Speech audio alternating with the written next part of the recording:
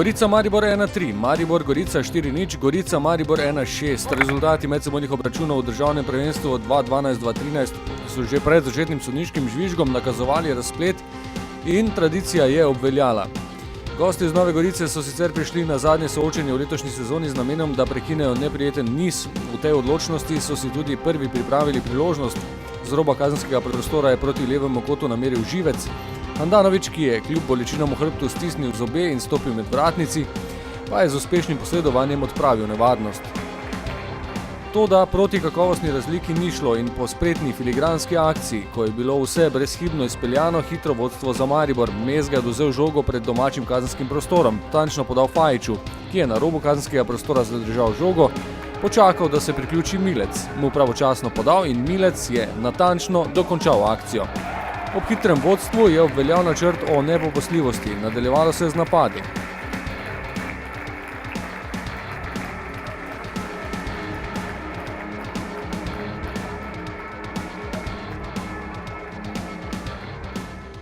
Fantje so danes igrali zelo enostavno in enostavno prihajali do nekih priložnosti oziroma do zaključkov.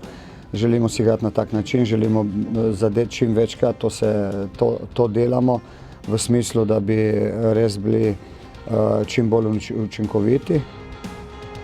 Vmes tako dve priložnosti v eni akciji. Milec je najprej po samostojnem prodoru podal do Fajića, ki mu je Simčič ubranil udarec.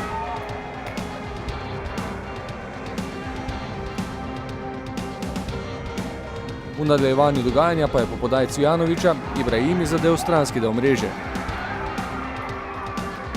Po naslednji akciji Fajića kot in po kotu povišanje vodstva. Podal je Mezga, Argus pa ob vrnitvi v ekipo z glavo tako silovito zabil žogo v mrežo, da je Širok ni več mogel ustaviti pred golovo črto. Le še nekaj tednov loči Argusa, da postane očka.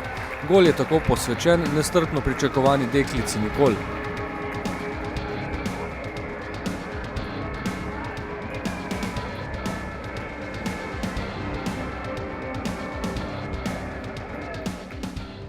Sono molto contento, oggi posso dormire felice e grazie a trainer, grazie a tutti per credere in me. Questo io ho fatto gol per la mia bambina che viene penso che massimo 3 settimane e io volevo tanto fare un gol per lei. Zadnja grožnja v prvem polčasu ob sodelovanju Mezge in Fajića, ki se mu ni šlo po željah. Na odmor se je odšlo 2-0, gostujoči vratar pa je bil v drugem polčasu znova na preizkušnji. Avtor nove grožnje Mezga, Simčič tokrat zmagovalec dvoboja.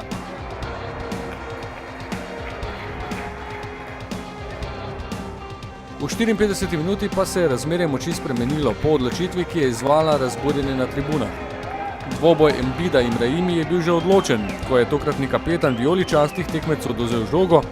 V nadaljevanju akcije pa je ob Ibrahimijevem zamahu z roko Embida obležal na tleh in sodnik Žnidaršič je segel v žep po rdečem kartonu. Protesti niso zalegli, še drugič zapored je bilo treba dokončati tekmo z igralcem manj.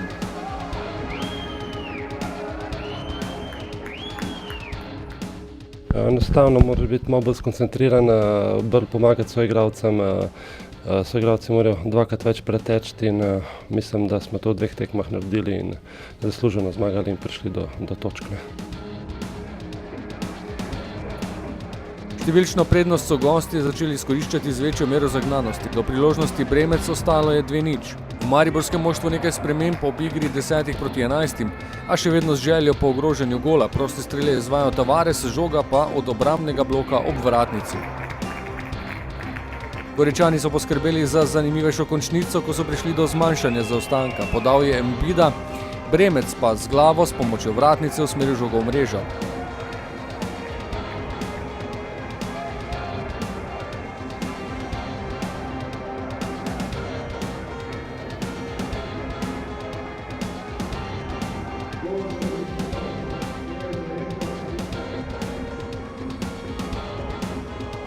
Embida, ki si je ob izključitvi nakopal bes s tribun, je bil po golu še enkrat v srednji vlogi, a je Handanović pozorno spremljal akcijo in odbil v kot.